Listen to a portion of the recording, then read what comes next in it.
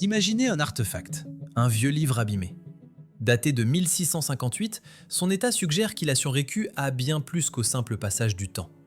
Peut-être a-t-il été témoin de ce cataclysme mondial qui, comme certains le croient, a réinitialisé notre société il y a tout juste 200 ou 300 ans.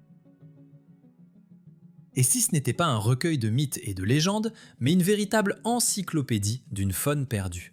L'encyclopédie d'un monde impitoyablement effacé de la surface de la Terre. Un monde où la frontière entre l'homme et la bête était dangereusement floue, et où la nature créait des créatures que notre esprit moderne refuse d'accepter. Ouvrons donc par la pensée ce livre ancien et jetons un coup d'œil au monde d'avant sa réinitialisation. Et les premières créatures que nous rencontrons sur ces pages jaunies sont, de manière troublante, semblables à nous-mêmes. Dès les premières pages, ce bestiaire ancien efface les frontières habituelles entre le monde des humains et celui des animaux. Nous découvrons la description d'une étrange espèce de singe dont le comportement et l'apparence forcent l'auteur du livre à réfléchir sur lui presque comme sur un être humain. Cette créature, entièrement couverte de poils, était flegmatique et, selon le texte, présentait une ressemblance frappante avec les humains dans la structure de ses membres et même dans ses expressions faciales. Le livre la compare à un homme sauvage, notant sa durée de vie inhabituellement longue pour un animal. Mais le plus étonnant est son comportement social complexe. Il montrait un attachement particulier aux femmes et aux enfants, était jaloux et cherchait parfois leur attention avec insistance. L'auteur note que cette description a été tirée de récits sur la Terre Sainte, suggérant son existence réelle dans le passé. Si cette créature ne ressemblait que vaguement à l'homme, la suivante affichait son unicité bien plus ouvertement. À Paris, selon le texte, vivait autrefois une bête nommée Tartarin, originaire apparemment des terres mystérieuses de la Tartarie. Elle avait la taille d'un grand chien, mais se déplaçait principalement sur deux jambes. Elle avait l'air si humaine qu'on l'habillait de vêtements et qu'on lui ceignait même une épée. Les citadins n'arrivaient pas à se décider. Était-ce un animal étrange ou un petit homme, un monstre ? Le Tartarin agissait avec raison. Sur ordre, il allait dans sa niche pour la nuit. Et le jour, il se promenait dans les rues à la vue de tous. Sa voix, ressemblant à un couinement aigu, et son visage effrayé ne faisaient qu'ajouter au mystère de cette créature, déconcertant quiconque tentait de la classifier. Le monde décrit dans le livre n'était pas seulement peuplé de doublures inquiétantes d'humains. Il y avait aussi de la place pour des créatures plus étranges. Par exemple, le saguin, un animal vif et agile, guère plus grand qu'un écureuil. Cette créature craintive ne supportait pas le froid et se nourrissait d'aliments raffinés, pain blanc, pommes, raisins et figues. En France, on l'appelait simplement le petit animal. Cependant, d'autres sources citées par l'auteur décrivent le saguin comme une créature barbue et sans queue de plus de 5 pieds de haut, créant ainsi une autre énigme. À l'autre bout du monde, en Amérique, vivait une créature appelée Hoot ou Yéti. Elle était laide, avec une peau velue comme celle d'un ours, mais avec une tête et un visage semblables à ceux d'un enfant. Sur ses pieds poussaient 3 énormes griffes, chacune longue de 4 doigts. Malgré son apparence effrayante, elle n'attaquait jamais les humains. Une fois apprivoisée, elle adorait grimper sur les épaules de son propriétaire, ce qui était insupportable à cause de ses griffes acérées. Ces créatures, malgré toute leur étrangeté, entraient encore dans nos catégories habituelles d'animaux. Elles étaient singulières, effrayantes, étonnantes, mais restaient une partie de la nature. Cependant, plus nous tournons les pages jaunies, plus nous comprenons clairement que ces descriptions n'étaient qu'un prologue à de véritables cauchemars. Les habitants de l'ancien monde, cachés dans les chapitres suivants, ne sont plus simplement des animaux. Certains d'entre eux ont été créés pour inspirer une peur primitive. En tournant les pages de cette ancienne encyclopédie, nous plongeons dans un monde où la nature semblait expérimenter avec les formes de vie, créant des hybrides qui défient toute logique biologique. Si les créatures précédentes ne suscitaient que la surprise ou une légère inquiétude, celles décrites ensuite semblent tout droit sorties des cauchemars de l'humanité. Ici, dans l'ancien monde, vivaient de véritables prédateurs pour qui l'homme n'était pas seulement un ennemi, mais une proie désirable. Au centre de cette parade d'horreur se trouve la Manticore, une créature dont le nom même inspire l'effroi depuis des siècles. L'auteur du livre ne la décrit pas comme un symbole mythique, mais comme une espèce biologique réelle aux caractéristiques effroyablement concrètes. Imaginez une bête au corps puissant de lion, capable de bonds gigantesques et de couvrir d'immenses distances. Mais si son corps est bestial, sa tête provoque la stupeur. Ses oreilles et son visage sont exactement comme ceux d'un humain. Les yeux de cette chimère brillent d'un gris, ou parfois virent au rouge sinistre. Cependant, l'outil le plus meurtrier de la Manticore est caché dans sa gueule. Une triple rangée de dents sur les mâchoires supérieures et inférieures, conçue par la nature pour déchirer la chair instantanément. L'image est complétée par une queue de scorpion, hérissée d'aiguilles venimeuses, qui repoussent si la bête les perd. Le texte dit explicitement que la Manticore chassait délibérément les humains, et aucun autre animal n'a mérité le titre d'aussi féroce amateur de chair humaine. Mais le bestiaire ne se limite pas aux prédateurs agressifs. Il décrit des créatures dont l'étrangeté réside dans leur effrayante humanité. Près d'un lieu nommé Kaïforia, vivait une bête massive ressemblant à un renard géant, mais avec des jambes et des pieds semblables à ceux d'un homme. Ces créatures possédaient une structure sociale complexe et une voix perçante. Si l'une d'elles mourait, les autres se rassemblaient autour du corps et hurlaient comme si elles accomplissaient un rite funéraire, pleurant le compagnon disparu. Leur intelligence leur permettait de ne rien craindre, pas même les éléphants, mais elles évitaient les autres prédateurs. Et dans le lointain pays des géants, vivait l'Allocamélus, un étrange hybride rappelant un mélange de chameau et de mulet, au cou blanc comme celui d'un cygne. Le fait même de mentionner un pays des géants comme habitat de cette bête suggère que la géographie de ce monde était radicalement différente de la nôtre. La menace physique n'est cependant qu'une facette du danger. Le livre nous présente la lamie, et ici, l'horreur passe du physique au psychologique. La lamie est décrite de manière ambiguë, parfois comme un spectre, parfois comme un animal prédateur, capable de prendre l'apparence d'une belle femme. Cette créature, selon les légendes, possédait une vue perçante, comme celle d'un Milan. Rien ne pouvait échapper à son regard. La perfidie de la lamie résidait dans sa capacité de mimétisme. Elle pouvait s'infiltrer dans les demeures humaines, errer dans les rues et regarder par les fenêtres, espionnant tout ce qui se passait à l'intérieur. Les légendes disent que par son apparence, elle pouvait effrayer les enfants et tromper les adultes. Si la Manticore incarnait la force brute et la fureur de la nature, la lamie était l'incarnation de la tromperie et de la menace cachée, une créature qui pouvait se trouver parmi les humains sans être reconnue jusqu'au tout dernier moment. Le livre décrit ce monde comme un lieu rempli non seulement de cauchemars, mais aussi de phénomènes que nous avons l'habitude de considérer comme de la pure fantaisie. Au milieu des récits de prédateurs sanguinaires et de métamorphes sournois, apparaît soudain la description d'une créature qui, dans notre culture, est devenue le symbole absolu de la pureté et de la magie. Mais était-elle réelle pour les gens de cette époque ? Même l'auteur du XVIIe siècle, entouré de preuves apparentes de l'existence de monstres, aborde cette question avec un scepticisme inattendu et une rigueur scientifique. Ces raisonnements sur la réalité de cette créature pourraient bouleverser notre conception de l'endroit où finit le mythe et où commence l'histoire perdue. Parmi les descriptions d'hybrides monstrueux et de prédateurs effrayants peuplant les pages de l'ancien In-Folio, nous tombons soudain sur un chapitre qui ne sonne pas comme un rapport de naturaliste, mais plutôt comme une dissertation philosophique et scientifique. L'auteur fait une sorte de pause intellectuelle, s'adressant directement au lecteur, tant à ses contemporains qu'à ceux qui naîtront dans le futur, c'est-à-dire nous. Le sujet de son attention minutieuse devient une créature qui, dans notre culture, est devenue synonyme d'un rêve insaisissable, la licorne. Cependant, l'approche de l'auteur sur cette question surprend par sa rationalité, si atypique pour un créateur de recueil de contes. Il n'affirme pas aveuglément que les licornes errent dans les forêts d'Europe, mais ne s'empresse pas non plus de les classer dans la fiction. Au lieu de cela, il construit une chaîne logique de preuves digne d'un avocat. Il dresse un parallèle brillant avec d'autres animaux exotiques. L'auteur note raisonnablement: nous croyons à l'existence de l'éléphant, bien que ce géant n'ait jamais été élevé en Europe et que la plupart des gens ne l'aient vu que sur des images. Si la nature est capable de créer une telle machine avec une trompe, pourquoi lui refusons-nous la possibilité de créer un cheval avec une seule corne? Pour un homme du XVIIe siècle, l'éléphant était presque une créature aussi mythique que la licorne, et cet argument sonne de manière étonnamment convaincante. Comme preuve, il ne cite pas simplement des rumeurs, mais des témoignages matériels.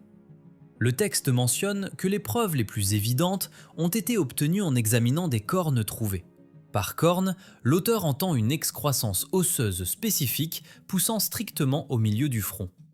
Il énumère méthodiquement les animaux à une corne connus de la science de l'époque pour montrer que le concept même de corne unique ne contredit pas les lois de la nature. Il décrit des taureaux indiens appelés unis qui n'ont qu'une seule corne et mentionne des vaches éthiopiennes de couleur pourpre avec une corne courbée vers l'arrière. Il évoque également le rhinocéros, un animal réel dont l'existence prouve que la nature admet tout à fait la présence d'une corne unique sur la tête d'un animal massif. Ainsi, par des analogies et des indices indirects, l'auteur tente de réhabiliter la licorne aux yeux des sceptiques. Mais derrière ces raisonnements se cache une triste vérité.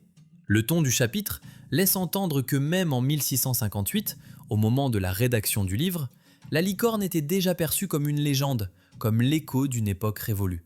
L'auteur parle de squelettes trouvés, de parties de corps, mais pas de rencontres vivantes. Cette observation nous permet de comprendre plus profondément la structure du livre lui-même. Ce n'est pas simplement un instantané d'un moment unique dans le temps, mais une archive stratifiée. S'y mêlent des créatures qui marchaient encore dans les rues des villes, comme le Tartarin, et celles qui ont disparu bien avant l'écriture de ces lignes, peut-être dans les eaux de ce fameux déluge mondial. La licorne apparaît ici comme un fantôme du passé, une créature que l'humanité a perdue, peut-être pour toujours. Ce scepticisme et cette prudence à l'égard de la licorne créent un contraste frappant avec ce qui nous attend ensuite. Si l'existence d'un noble cheval avec une corne suscitait des doutes chez l'auteur et nécessitait des preuves, l'existence d'autres créatures, bien plus puissantes et destructrices, est pour lui un fait absolu et incontestable. Il ne perd pas de temps à nous convaincre de leur réalité. Il passe directement aux détails de leur anatomie et de leurs habitudes. Le chapitre suivant est le plus volumineux, le plus détaillé et sans doute le plus choquant de tout le livre. L'auteur décrit ces créatures avec l'assurance d'un témoin oculaire, sachant qu'elles sont les véritables maîtres de l'ancien monde. Préparez-vous, car nous franchissons le seuil du mystère le plus sombre et le plus majestueux de ce livre. Nous entrons dans l'ère des dragons. En tournant la page, nous arrivons au cœur même de cette incroyable chronique, ouvrant la section intitulée « Histoire des serpentoïdes ». Ici, dans le chapitre sur les dragons, le ton du récit change définitivement. Si auparavant nous pouvions parler de mutations rares ou de rumeurs déformées, l'auteur déverse maintenant sur le lecteur une avalanche d'informations qui ne laisse aucune place au doute. Pour les gens de cette époque, les dragons n'étaient pas un mythe, mais une réalité biologique effrayante. Ils faisaient partie intégrante de la faune, tout comme les lions ou les ours, mais ils étaient incomparablement plus puissants et dangereux. L'auteur aborde la question avec une scrupulosité scientifique, énumérant les noms de cette espèce dans toutes les langues qu'il connaît. Les Juifs les appelaient banines, les Allemands tarables, les Français dragons et les Italiens drago. Cette étendue linguistique indique que les dragons étaient un phénomène mondial, connu de chaque peuple, des déserts brûlants aux froides montagnes du Nord. La géographie de leur habitat, décrite dans le livre, couvre pratiquement tout le monde connu, mais avec une spécificité effrayante pour chaque région. En Arabie, par exemple, vivaient des serpents appelés sirènes. C'étaient des créatures dotées d'ailes dont la vitesse dépassait l'imagination. Elles pouvaient courir et voler avec une égale facilité. Et leur venin était si mortel que la victime mourait avant même d'avoir pu ressentir la douleur. Des monstres bien différents peuplaient l'Éthiopie. Là-bas, les dragons atteignaient des tailles véritablement titanesques, jusqu'à 30 yards de long. Ces géants n'avaient d'autre nom que celui qui parlait de lui-même, tueur d'éléphants. Ce n'étaient pas simplement des prédateurs, mais une espèce dominante capable de chasser les plus grands mammifères de la planète. Ils se regroupaient souvent par 4 ou 5, entrelaçant leur queue comme une ancre pour engager le combat avec une proie gigantesque. L'Inde est également décrite comme le royaume des plus grands dragons. Certains d'entre eux atteignaient 20 coudées. Les dragons indiens se divisaient en dragons des marais et des montagnes. Ceux des marais étaient rapides et dépourvus de crête, tandis que ceux des montagnes se distinguaient par leur massivité, leur lenteur et la présence de crêtes majestueuses sur la tête. Mais le fait le plus troublant pour le lecteur européen est sans doute la mention de dragons vivant à proximité immédiate de la civilisation, dans les Alpes. L'auteur affirme que sur les versants sud de ces montagnes vivaient des créatures de 50 coudées de long, capables de se déplacer librement dans les grottes et les gorges. Cela détruit le stéréotype selon lequel les monstres vivent quelque part au bout du monde. Ils étaient juste là, au cœur même de l'Europe. L'apparence extérieure de ces créatures est décrite avec une précision digne d'un atlas anatomique. Nous apprenons la diversité de leurs formes, ailés et sans ailes, possédant des pattes ou rampant comme des serpents. Leur gamme de couleurs variait du noir et rouge au jaune doré. Chez certaines espèces, les écailles brillaient comme de la laine, et sous leur menton pendaient des barbes, leur donnant l'air d'anciens sages. La description des yeux est particulièrement impressionnante. Ils brûlaient comme du feu, et les chasseurs risquaient souvent leur vie en tuant des dragons pour les pierres précieuses qui, croyait-on, se trouvaient dans leurs globes oculaires. Certains individus avaient une triple rangée de dents rappelant les défenses d'un sanglier, et leur gueule était si large qu'ils pouvaient avaler des oiseaux en plein vol, les aspirant par la force de leur souffle. Comme preuve irréfutable de la réalité de ces créatures, un épisode historique impliquant Alexandre le Grand est cité.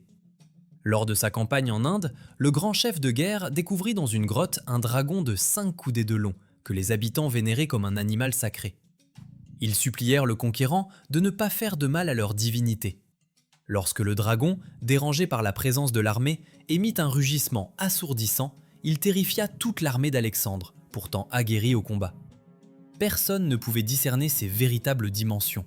Seule la tête était visible, mais sa simple vue et le son de sa voix suffirent à semer la panique parmi des milliers de soldats.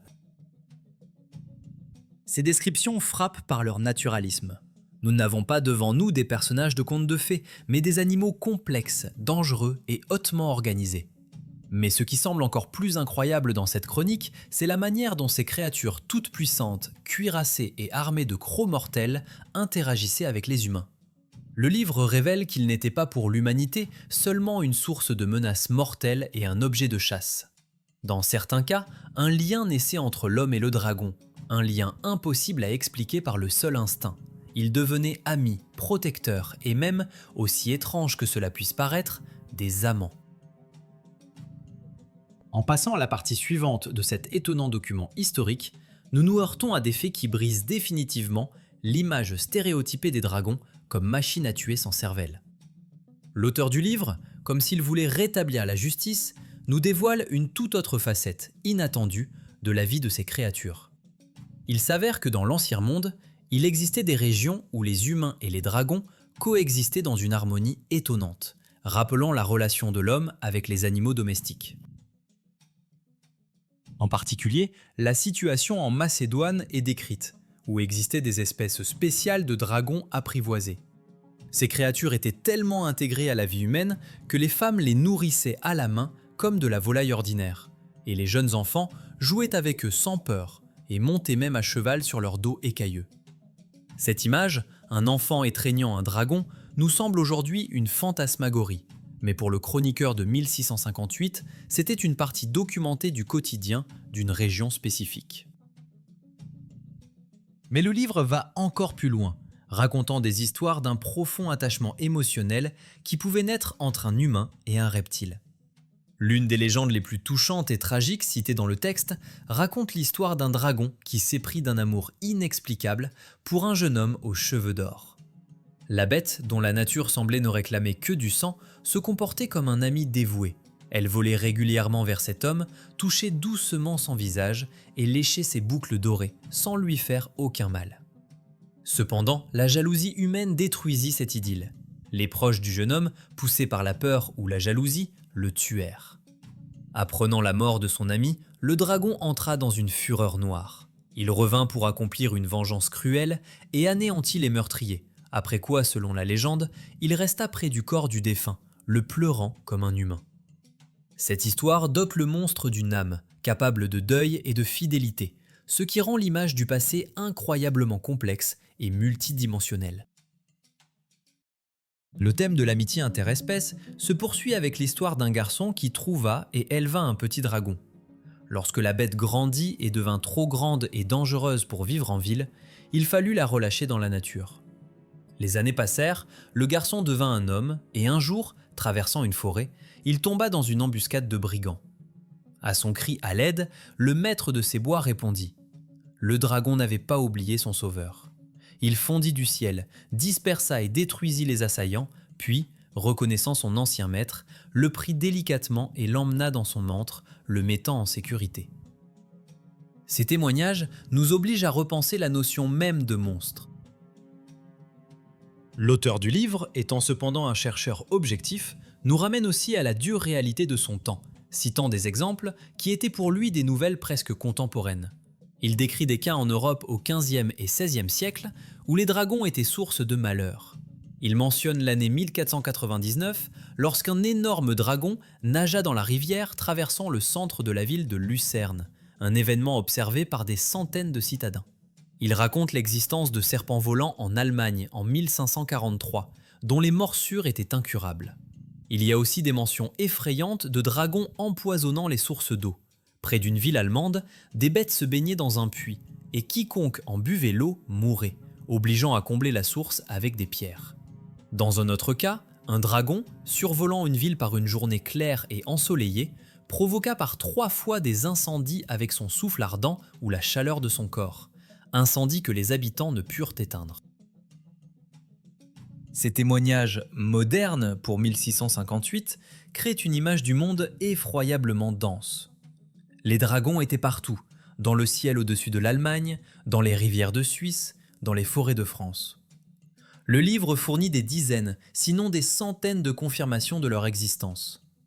Et ici, au point culminant du récit, surgit la question principale, assourdissante.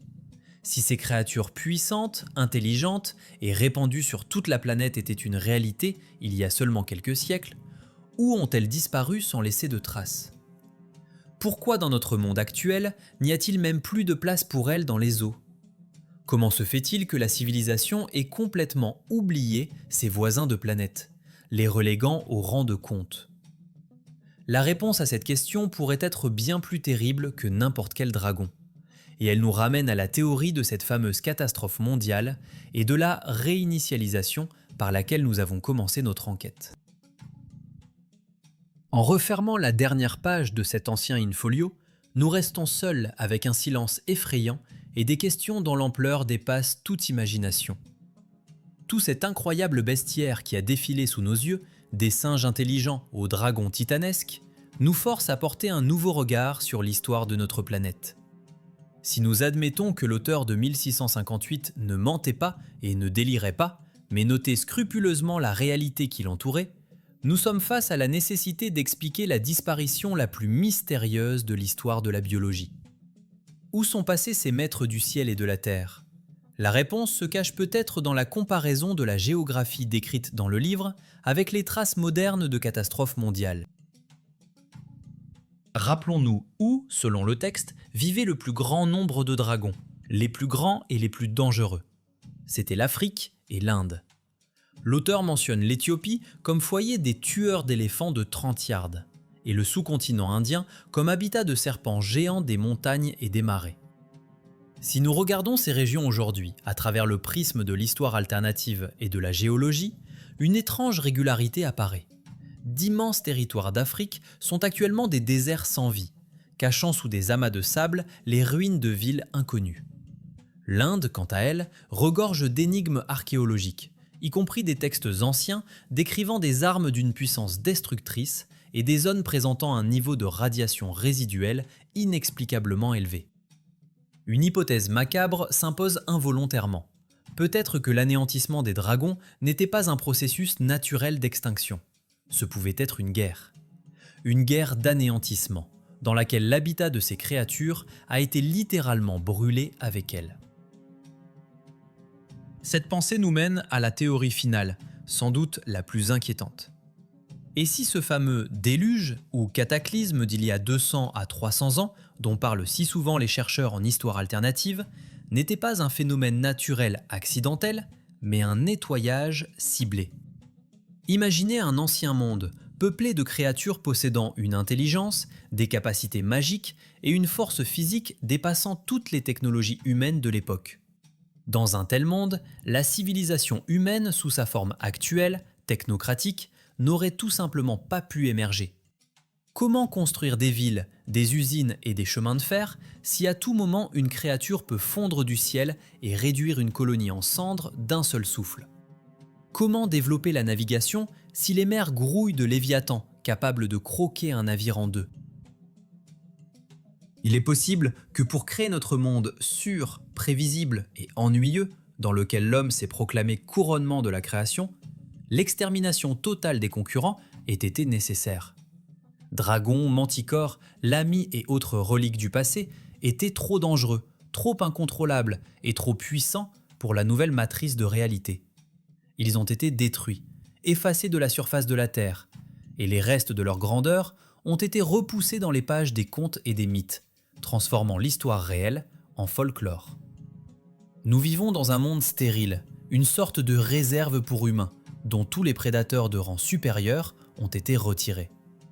Et ce livre de 1658 n'est pas un recueil de fantaisie, mais peut-être le dernier rapport du travail accompli, un inventaire d'une nature sur le départ, dressé sur les ruines de l'ancienne époque, avant que la page de l'histoire ne soit définitivement tournée. Qu'est donc ce tome usé en réalité?